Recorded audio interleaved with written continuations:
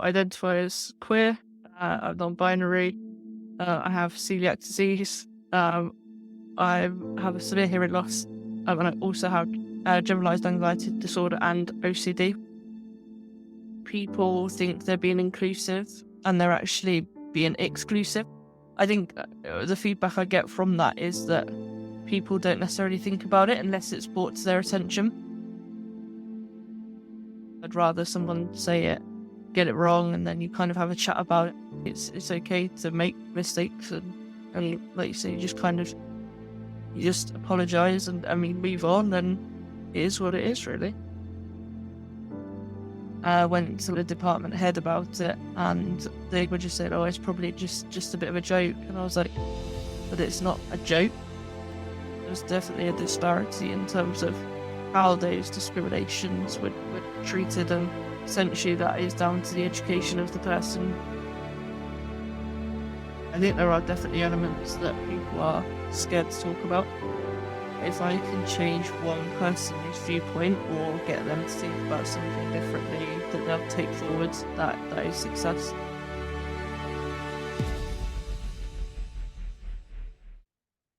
Hey, welcome to the Leaders Podcast with me, Laura McDonald, the leadership coach and mentor. Come with me as I explore the elements of leadership that give leaders like you the power and confidence to make the impact you know you can. I'll be sharing my own experiences, top tips and insights, and talking to some very special guests to share their thoughts and leadership experiences on mindset, influence, change, and growth. So let's get right to it.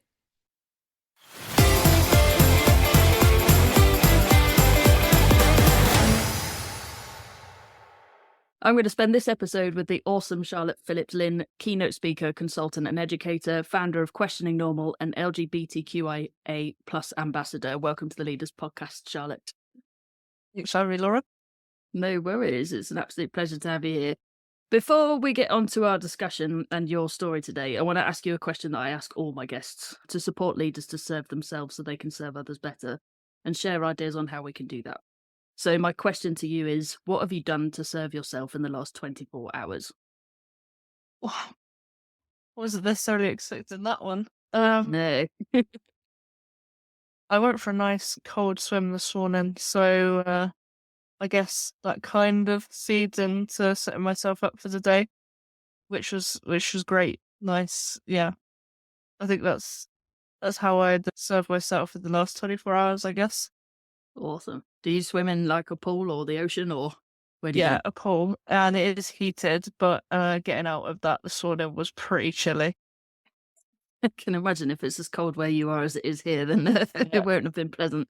Yeah. Oh dear. Why do you go for like swimming in the morning?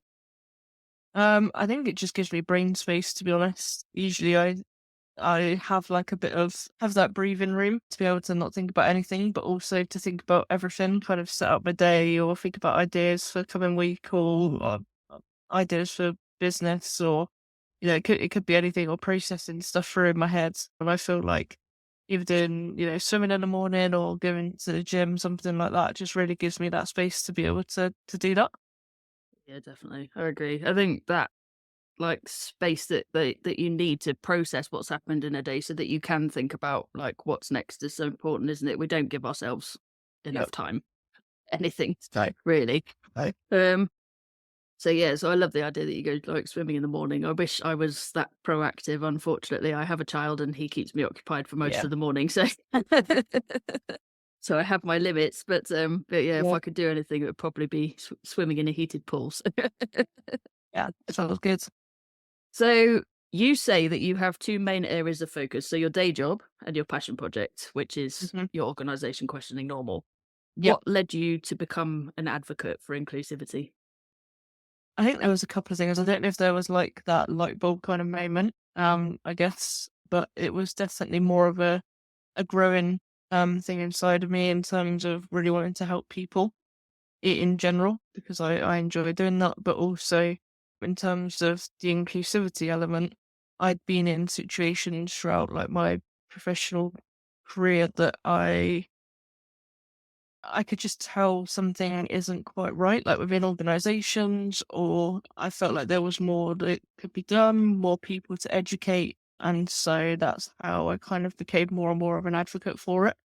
And that spans like all terms of inclusivity for everyone.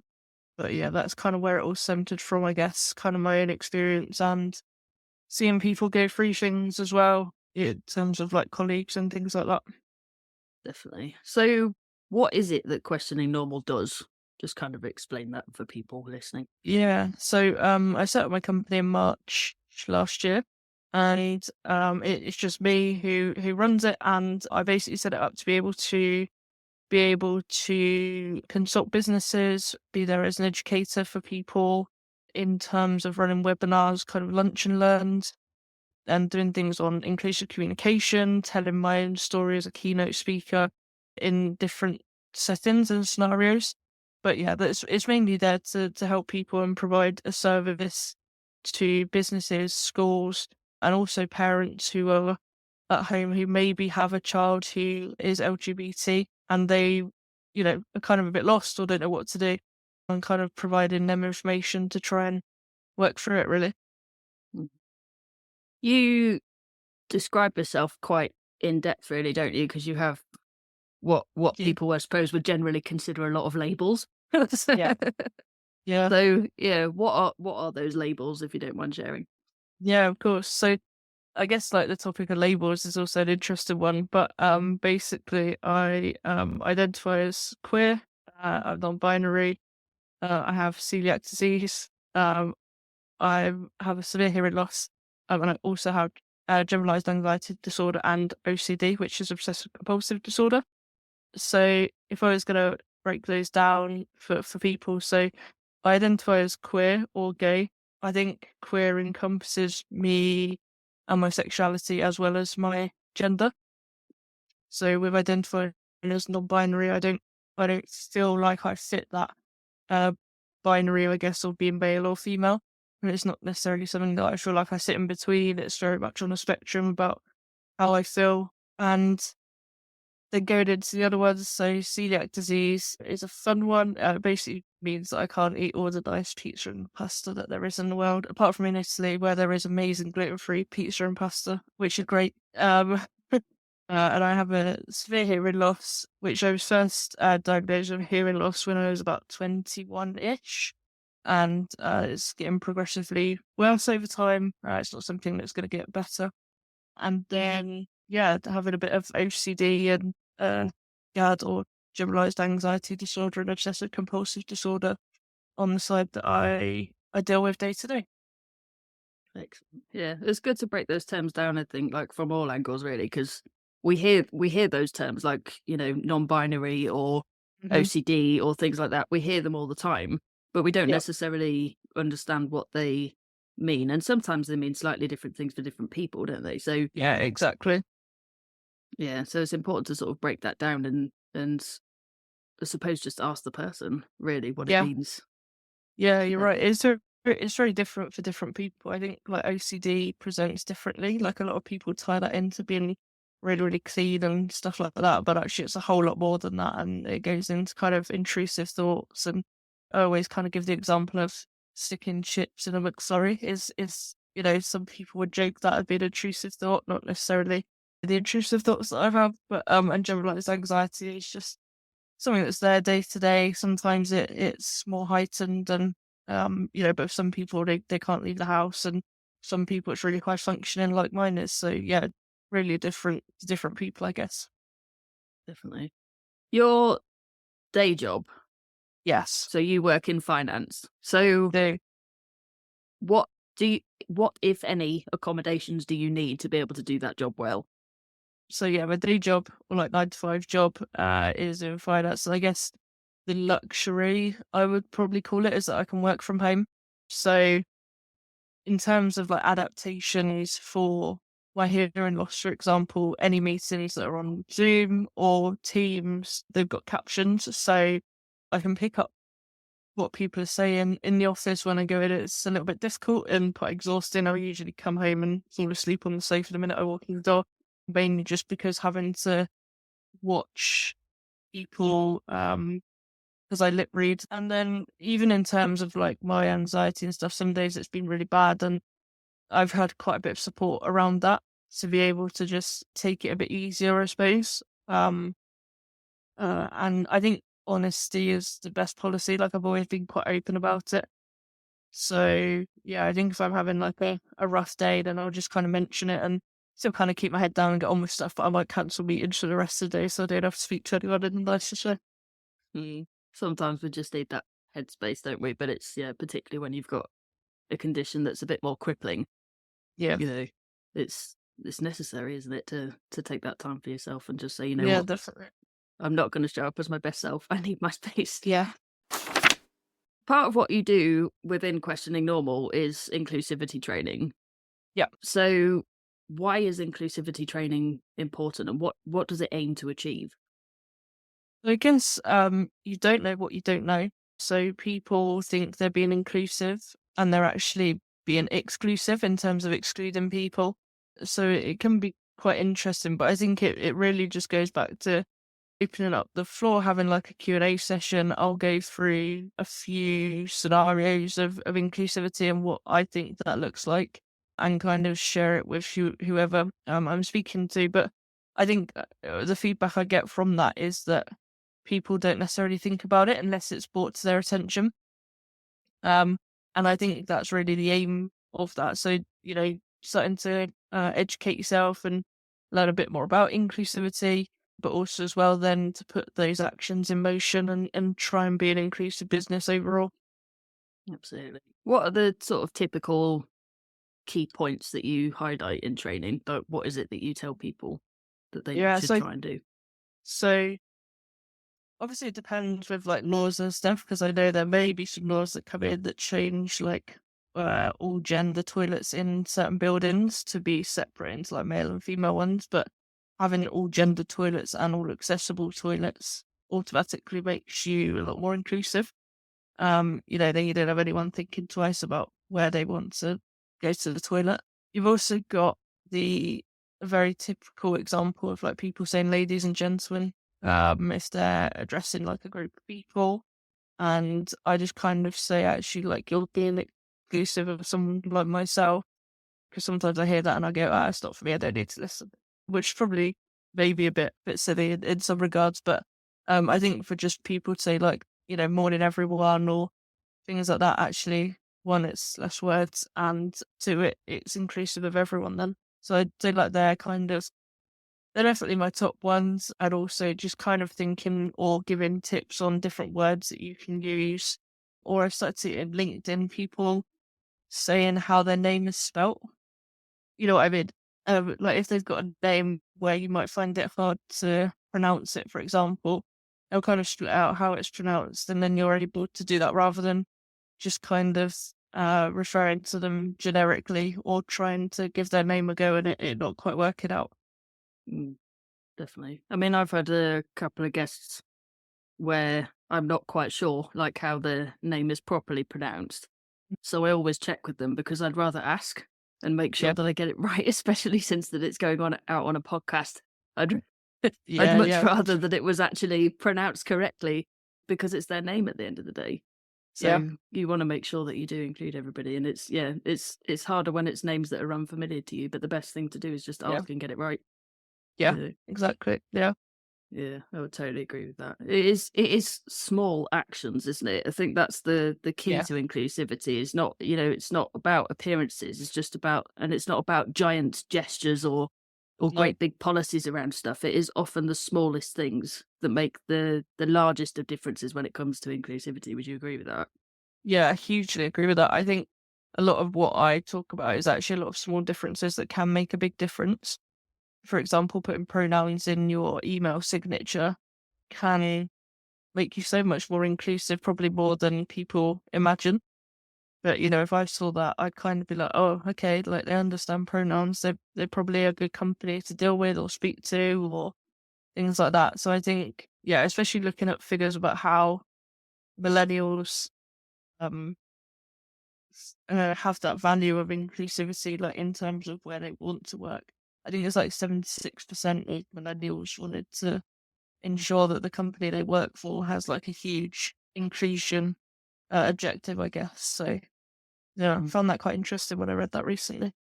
Yeah, that's quite a large figure, isn't it? Especially given, I mean, I'm part of the millennial generation. It's not a small group of people. It's quite a Mhm. large, span of the population. Yeah. So yeah, if 76% of millennials are saying actually we want to work in a place that's got a clear inclusion goal, Mm. then it's probably likely that Gen Z behind us are saying pretty much the same thing. So Yeah. if that's the case, then yeah, absolutely, it's something that we should build into Mm. the foundations of our organisation.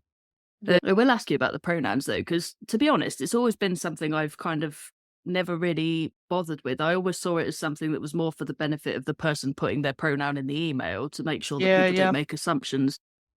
And I'm kind of not fussed because I'm quite happy Mhm. for people to just assume because Yeah, my yeah. pronouns are she, her, you know. Yeah. So I'm quite happy for people to go with that. But why is it important in your view that everybody does that? I think I always go back to it's not about you, it's more about the person, like you said. So I think, you would be doing it to help other people refer to you in the correct way. Because, like, if, for example, your name your name is Laura, but someone kept calling you Sarah, for example, you'd get annoyed by that, over time if it was repeatedly done. So I think it's a similar situation to that. Like, it's how you want to identify and how you want to be referred to.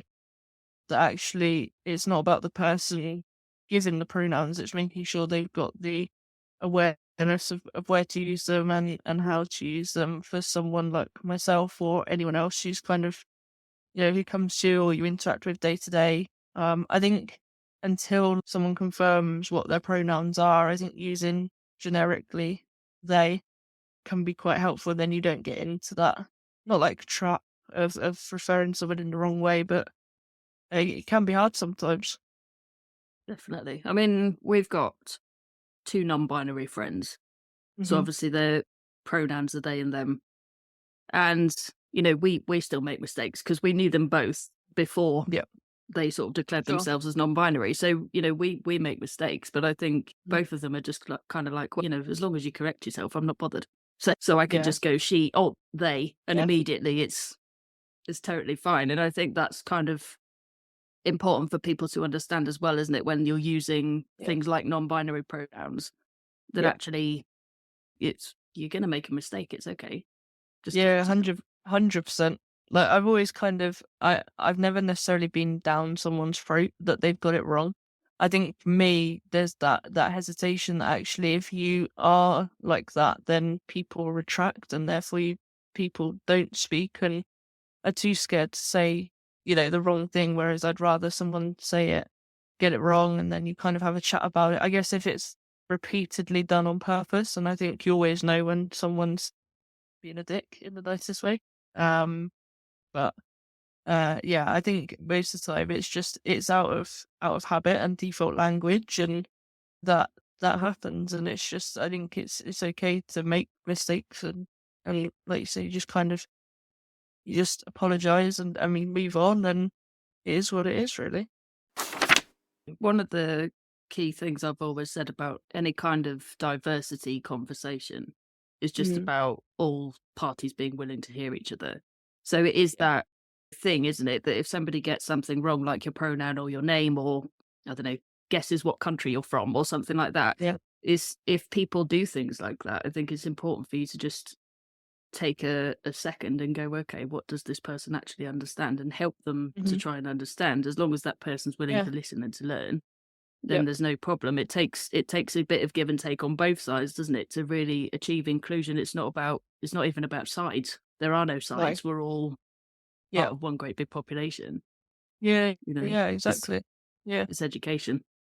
Yeah, yeah, and Yeah. for me, like, I've got quite a feminine name, and like at the moment, I don't have any plans on changing my name, mainly because like, I feel like that's part of my identity.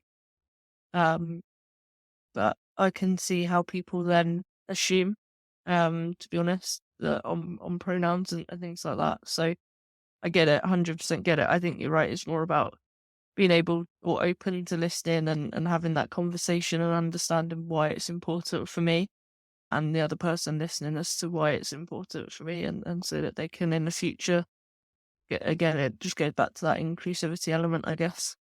Absolutely. So I got onto this topic of diversity and inclusion on a previous episode with Amit Singh Kelly. And I said that in the workplace environment, as someone with a protected characteristic myself, all I ask is that I'm legally equal with everybody else, that I'm Mhm. treated equal, and that I'm accepted for who I am, because it has no bearing on my ability to do my job at all. Yeah. So by doing that, people could then focus their attention on places where we do need to learn more and we do need to accommodate people more who need specific things to do their job on a fair playing field. But obviously, for many reasons, people are still discriminated against for a wide variety of things in the workplace. Mm. And that's exactly the point where whatever diversity it is that that person has needs attention turning back to it, right? Yeah. Yeah. Mm. Yeah. I think that's a really interesting and good point. I think some people use diversity and inclusion as like buzzwords, and it's kind of like, oh yeah, we've talked about that, tick it off. Um, yeah, I mean, it's kind of sad that there is still discrimination in the workplace. I know that I've been a part of it in a couple of previous jobs that I've worked in, and I think fundamentally the same as you. I just wanted to be treated the same as everyone else, and even with like the aspect of hearing loss, yeah, adjustments need to be made. But I think that's where equity comes into it rather than inequality. I don't know what your thoughts on that statement are. No, I would agree. I think it is about equity. It's about I think people often mistake the word equality for meaning that everybody has to be treated exactly the same, and that's just not the Mm. case.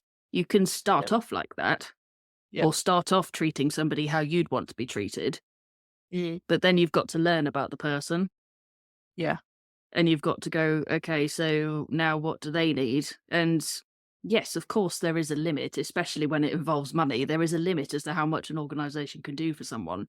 But the yeah, truth is that 99% of accommodations that people need in the workplace can easily, very easily be made.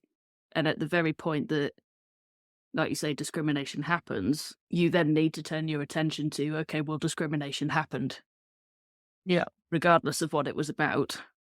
yeah, And that's the point where it should be back to equal, mhm, is that no matter what discriminations happens, the process is the same yeah, for dealing with it. So you've got yeah, consistency within your policies. yeah, yeah, yeah. I definitely agree with that. I had a situation which I talk about in kind of my talks I give, that I basically had a colleague. Because I was quite open about my sexuality and talked about it as part of my day to day life, obviously, and they kind of asked questions about like, so do I fancy like all women because I'm gay? And it was kind of like this kind of kept going on, and then they were sending me messages and like pictures outside of work, and it kind of just got too much. And I went to the department head about it, and they were just saying, "Oh, it's probably just a bit of a joke." And I was like, "But it's not a joke." They refused to use the same toilets if I was in there, so it kind of like really went to, I guess, just kind of pettiness or whatever. But it was still taken back to that person making a joke and being funny about it, rather than actually being taken seriously. Because I think when in situations where racial comments are thrown around, and I say that term lightly because I don't think they should be thrown around, obviously, but when stuff like that happens, it was very much like a serious, or treated as a serious thing. And then there was like a department meeting, and we were talked to about racial inequality and things like that, and that would happen kind of straight away. So there's definitely a disparity in terms of how those discriminations were treated, and essentially that is down to the education of the person who was leading that, whether they felt more comfortable, picking up certain things than others, or speaking out on certain things. Mm. I mean, I don't know if I just psychologically, in the back of my head, chose this movie to watch, but this morning I was watching Philadelphia with Tom Hanks in it, which Good, yeah, is a movie, for those of you that don't know, a movie based in the early 90s. And it was about a lawyer who was gay and had AIDS and got fired from his workplace. He then obviously takes his employer to trial and basically says, "You fired me because I had AIDS, not because I misplaced this complaint or whatever it is you made up about yeah, me." there was a question during that trial that was asked to an African American member of staff who'd been promoted, saying, "Well, if you feel discriminated against, why were you promoted?" Yeah. And yeah, she was kind of like, "Well, I can't explain that, but it's, it doesn't stop the fact that I felt discriminated against." And I was kind of, yeah, it's exactly that. It's that disparity between how different discriminations are treated. Yeah. Sometimes based on obviously the person doing the discriminating, and Mhm. sometimes it's based on general social opinion. Now, obviously, a lot's changed in 30 years, and I Yeah. appreciate that this is an old film, but it still rings true today, that kind of underlying message of we treat different protected characteristics differently Yeah. depending on a lot of things. So general social perception, how we were raised, all this kind of stuff. Mhm.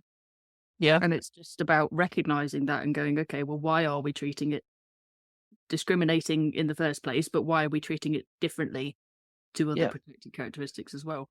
Is it hard to get people to talk about discriminating events? I think it can be. I think it depends on the event. I think um sometimes when I run my sessions, I ask um name or tell me something that's different about you to the next person. And I think sometimes what's quite sad is that usually that difference is something that they see as bad, whereas it could actually, it can be something that's good. They've probably like gone on a tangent a bit with that comment, but I think it's kind of being aware that everyone is different. I don't think that has any bearing on whether that makes you good at your job, not good at your job. Like I think that's just fundamentally whether you how you work and how you pick things up or stuff like that. I don't think it has anything to do with any of the characteristics. Or like if someone said to me, "Oh, you're bad at your job because you're a celiac," I'm like, "Well, I'm not a food tester. Like I literally work with spreadsheets all day, you know." So it's kind of that kind of thing. That's a great example. I love that. I'm going to use that in future. Yeah. I'm going to steal that from you if you don't mind. Oh my goodness. Yeah, it is true. I think it's important for us to sort of recognize whether things do actually have an impact on people's ability to do their job. My protected characteristics certainly don't. And despite the kind of list that you gave at the beginning of this episode, there isn't actually too much that affects your ability to do your job either. So, So and the accommodations that you need have been made quite easily. It is just about not blowing it up out of proportion, which I think we all have a tendency to do, no matter yeah, whether we're the person being discriminated against or the yeah, discriminator. We'll have this tendency to just blow things out of proportion. But I suppose it's just about making sure that whatever we do as an organization, that we're building towards that positive, inclusive culture. In yeah. your opinion, how do organizations build or develop a culture where diversity is embraced? And what Mm. role does the leadership team play in that? Yeah, I think it depends on where it comes from. So, if you look at more like company structures, depending on whether the people you have at the top or in leadership positions really value diversity and inclusion, or they have characteristics or protected characteristics that makes them different and diverse from someone else. I think it mainly happens bottom up, and I think having that culture is about having buy-in from everyone. And I think for leaders or people on leadership teams, it's the education of understanding what it's like to not necessarily put yourself in the shoes of someone who, might be black or deaf or blind or anything like that, but it's having that education and understanding what that day-to-day life looks like from them. And I think, or I've seen in companies, it's usually someone who is kind of lower down in terms of hierarchy that reaches out and kind of says, "I've got this problem in my company. I'm not really sure how to go about it." Or, my leader doesn't support me with it or things like that. And I think there's usually training for leadership in terms of unconscious bias and things like that. But I think, again, it kind of comes back to money sometimes in terms of budgets and you know, companies thinking that they don't need like a D&I role or don't need the D&I help because they think they do it already and there's still kind of room for improvement or even just having a different viewpoint on it, to be honest, can be quite powerful. But I think it needs to be everyone in the company to get that culture right, and it usually starts bottom up. But hopefully, and there's not every company. There's definitely companies that do it top down. So you automatically kind of join a company or start a company, and it encompasses everyone. But yeah, it'd be interesting to see what you've kind of had or experiences, or what you've heard in terms of businesses in those kind of positions I've mentioned. Yeah, I think I'm kind of in a slightly unfair position because for the last 8, 9 years, I've been within the education and training sector, which Yeah. obviously naturally has to do things like safeguarding training and all this sort of Yeah. stuff on a regular basis. Yeah. So the companies that I've worked for or with, generally what tends to happen is, a newsletter once Mhm. a month will be sent out, and it will include things like any legal updates, any changes, obviously, to Mhm. the education system, any changes to things like the prevent process. But it'll also include key topics from diversity and inclusion. Mhm. So, for example, in Black History Month, you'll get an article about a particular Black person or a particular event relevant to Black history, something like that. Mhm. Same in June when we have Pride Month. You'll Yeah. get stuff about the LGBTQ community. Mhm. Um, so you get regular updates, I suppose. But I do seem to Yeah. remember that when I was in hospitality, that we did have a little bit of that sort of starting to come in just in the last sort of couple of years before I left. I seem to Yeah. remember that there was odd bits and pieces of that kind of training coming in because obviously the Mhm. Equality Act came in 2010. Yeah. So, bits and pieces were starting to come through. I think, Mhm. yeah, I'm kind of in the unfair position that I work in an industry that is required to Yeah. do this. Um, Yeah. but the other side to that is that even before I worked in that industry, I worked in a company that was big enough that knew that they needed to do that, you know. Oh, yeah. Yep. So yeah, I've got a kind of um skewed view on it all, I suppose. For me, it's something as simple as a monthly newsletter is all it takes Yeah. to get things Yeah. across. And I say it not just about diversity and inclusion, but about safeguarding as well. I believe it's something that every company should be doing. Part Yeah, of I the agree. reason that it's in the education system, including things like apprenticeships and so on, is because companies don't do it. Yeah. So actually, if every organization did this and just had a monthly newsletter, just informing people about certain things, and it's all neutral information, it's just for Yeah. educational purposes. Let's Mhm. just build this understanding. Yeah. That to me is what helps build a good culture because everybody is on the same page. They've all read the same newsletter. Yeah. Yeah. And I guess people take different things away from it, don't they? A lot of, people can feel inspired from it. People can, um, kind of be like, oh, I never thought about it that way, or things like that. And then that leads on to potentially more conversations within that culture and environment where people then discuss it, and it be an open topic rather than something that's taboo, or they're scared to talk about it, or things like that. Yeah. Yeah. Which kind of leads nicely on to my next question. Have some of us become afraid to talk about diversity and inclusion? Yeah, I think we have. I think, well, I guess this maybe to answer that. I think going back to what I was saying earlier about saying the wrong thing, people then kind of shy away from that topic, or they think they're going to get it wrong, and therefore they don't want to be involved. And like I said, I think it's better to try and get it wrong than not try at all. And kind of that 1% is better than nothing at all. Approach to it. I think people, and like, I guess my second point is that I think because those words get used all the time, people kind of maybe lose the understanding of what it actually means, and don't necessarily um approach and talk about the subject in its full definition, and maybe dance around it somewhat.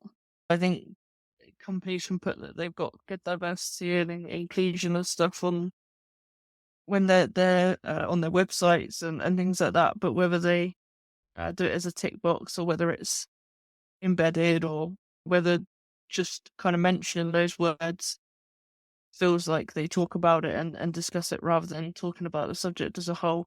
But yeah, I think there are definitely elements that people are scared to talk about. Mm, I would agree. I mean, an example I had from a few years ago. So I attended a friend's wedding, and that friend was gay, so obviously was marrying someone of the same gender, had quite a Hmm. few gay people at the wedding. And I don't know if it was just because we all had too many beers, but we ended up talking about it at like 1 a.m. Um, Sure, as you do.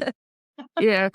Um, but we were just talking about it, and I just sort of said the thing is, we have to, as a community, as an LGBT community, we have to stop separating ourselves from the world.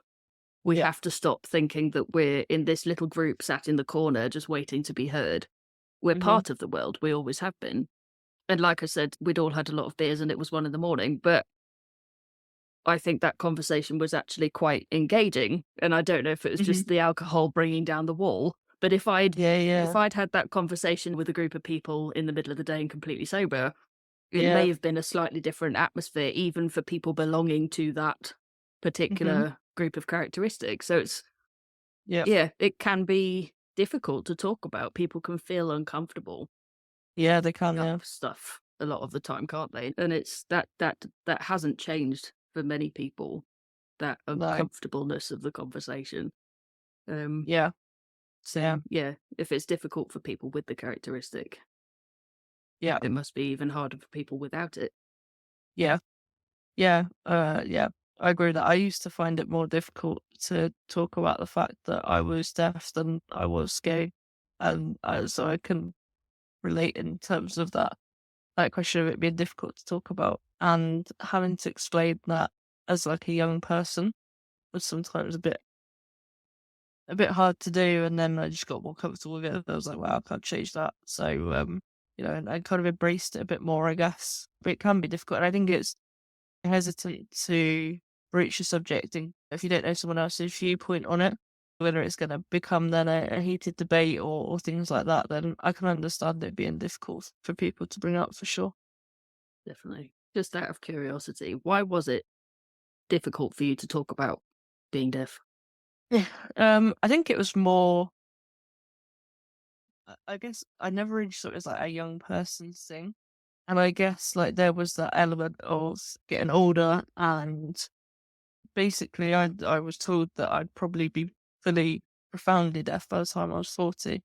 And I think when I was younger, first kind of being diagnosed with that and going through the motion of seeing various different specialists and stuff, I was like, oh, like it's usually old people, um, who have hearing loss and stuff like that. And I think it was just tough for me to come to terms with what that would mean getting older.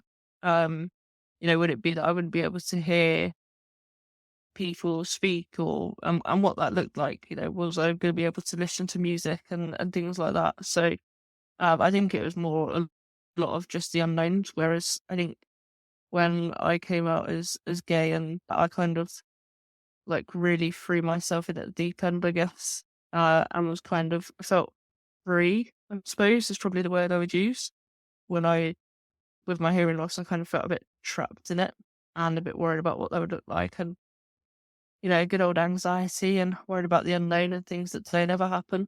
But yeah, now I talk about it and not worried about it because I need to get by and like having adaptations where I just need someone to look at me so I can lip read them and things like that. Like I have to do that, otherwise I'm also putting myself out by missing out.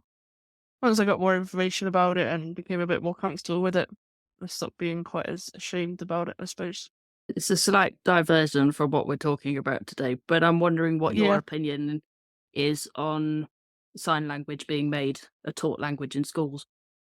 Yeah, I think it should be. I think so I've been going through my BSL level 1.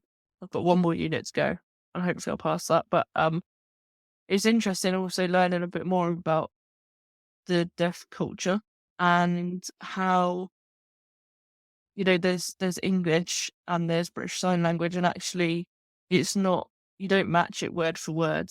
Like there's signs for like if we were to kind of say certain things or, kind of be like, oh whatever, like I don't care about that, stuff like that. There's not necessarily always words to match that in sign language. It's sometimes just an facial expression or like one single sign that covers a lot of those things.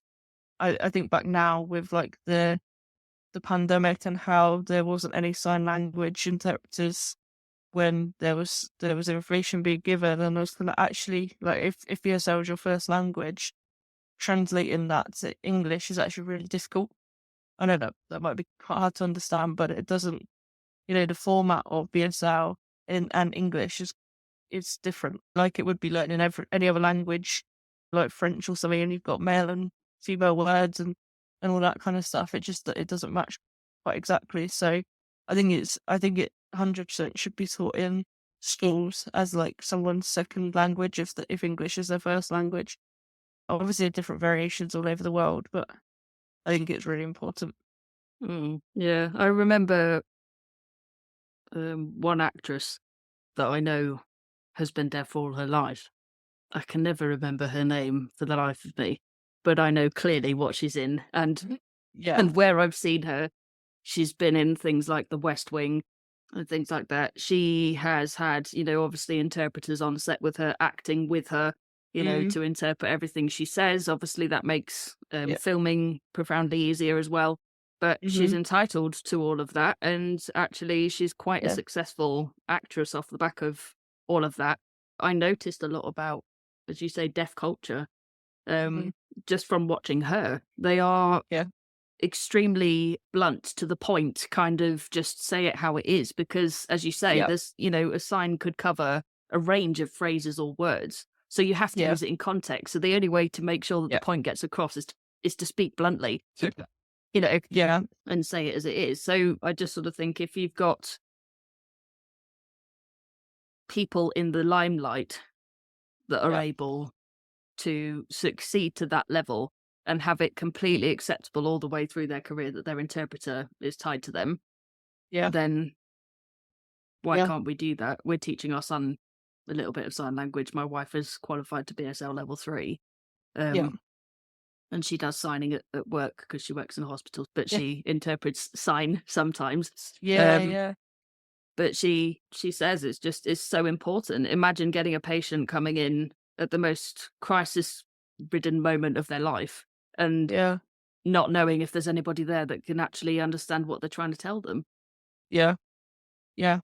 Yeah. Yeah. It's scary. It's scary. I think whenever someone's kind of in that situation, I'm kind of inclined to like put yourself in a minority position so that you can not know what it feels like because no one will ever truly know what it feels like, but how you can feel similar. I think the big thing a lot of people struggle with is, what does true inclusion look like? What does it look like to you?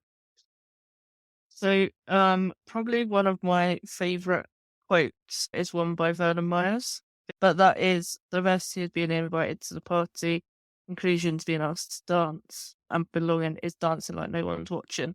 And I think that that sums it up perfectly. If I'm quite honest, I think everyone can relate to that in some way. And so, yeah, I love that little quote. That's a great one. I love that. I think it is about belonging, isn't it? It's about Yeah, making sure everybody feels like they belong. If we can get to that point, then yeah, wouldn't that make the world a wonderful place? yeah, for sure. Yeah, I mean, diversity. Sure, you can have one of every person, in your organization or in your leadership team or anything like that. The belonging element is really where it comes to life, I think. Mhm. Definitely. What is success to you? I think I think for me personally, if I can change one person's viewpoint or get them to think about something differently that they'll take forward, that is success. Because it just opens their eyes up a little bit more. And, the next person that they meet, they might react differently or do it differently, or they might spark something for them to go and educate themselves a bit more on a certain topic or something like that. But I think ultimately we probably all like a world that was happy and everyone was okay with everyone and happy for whoever loved who and stuff like that. I think we're probably a little bit off that yet, but yeah, I think change the world one bit at a time in terms of just changing someone's viewpoint or educating them I think that's what success looks like to me. Charlotte, you empower a lot of people to make change for the better, to create more inclusive environments through education and understanding. If someone wanted to learn more about what you do or wanted to find some of your services, where could they find you? So I'm on most of the social media channels. My Instagram is question_normal. You can find me on LinkedIn if you search my full name, and my website, which is questionnormal.com. Excellent. And all those links will be put in the description for this episode.